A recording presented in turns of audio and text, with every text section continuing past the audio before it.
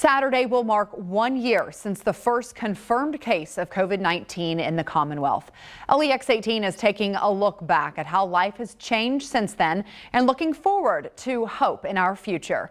You might remember when a teenager in Woodford County decided to help a group of people that she was studying to serve, the deaf and the hard of hearing community. Her masks drew attention from around the world. Evening Edition's Claire Kopsky caught up with that young woman 1 year later to see the full impact of her passion project. Nearly a year ago, we met college senior Ashley Lawrence. She was finishing her degree in education for the deaf and hard of hearing, student teaching from her parents' home in Woodford County. With stay-at-home orders, she suddenly had extra time on her hands. I was hearing these kids talk about how concerned they were about the virus just in general. And then I was like, and then they also have to deal with the fact that the people that they used to be able to communicate with, they no longer can. With that concern, her ideas started flowing. And my mom really likes to craft, and she's really good at just picking stuff up and just doing it. So I came down one morning and I was like, what if we made a mask? These are not like any other masks. They have clear windows to help the deaf and hard of hearing community communicate. You want the needle to go like in here. People who are profoundly deaf who use ASL as their primary mode of communication, ASL is very big on facial expressions, and that's part of the grammar. Our story went viral, popping up on dozens of news outlets, including CNN, CBS, John Krasinski's Some Good News, NY Post, People.com, and 2 appearances on MSNBC. Now to something a little more hopeful and an update to a story we first brought you last week. Ashley Lawrence is a senior in Kentucky and decided to help members of the deaf and hard of hearing. It only took days before tens of thousands of requests landed in Ashley's inbox wanting her masks.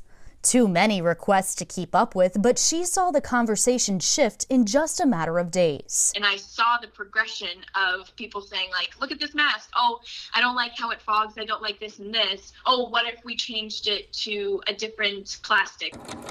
So instead, she decided to teach people how to make their own. It really, I think, bridged that gap between the communities where, the hearing community finally started to listen. Fast forward to today. Ashley graduated and has been teaching in a blended classroom with deaf and hard of hearing students for more than a semester in Florida. She says she's lucky, as her school district bought masks with clear windows for all students and teachers who needed them. But she's learned firsthand it's still an uphill battle. In pre-K, a lot of it is B says buh, C says cuh, but we all have to be wearing masks at all times. And both my deaf, because I have a blended class of deaf and hearing kids, and both groups of students struggle with some of the sounds because they can't see me making it. Ashley still receives about 100 emails every day from all around the world, but she's seen companies now selling masks with clear windows to the masses. To her, that's mission accomplished. It's definitely changed me into the person that I am today because it's made me check my privilege. It's made me understand, that I'm just a small piece, but it started into this larger conversation, which is so cool. And it really does show and prove the impact that words can have and conversations like this can have, because who would have thought? The 22-year-old from Kentucky never thought she would be teaching the world a lesson. It's still a little surreal to look back on and remember that, yeah, that happened. In Lexington, Claire Kopsky, LEX 18 News. We hope you'll join us this Saturday for A Year of Loss, Resilience, and Hope, COVID-19 in Kentucky. It airs at 7 o'clock right here on LEX 18. You will also be able to stream it on our LEX 18 app, Roku, Amazon Fire TV, Android TV, and Apple TV.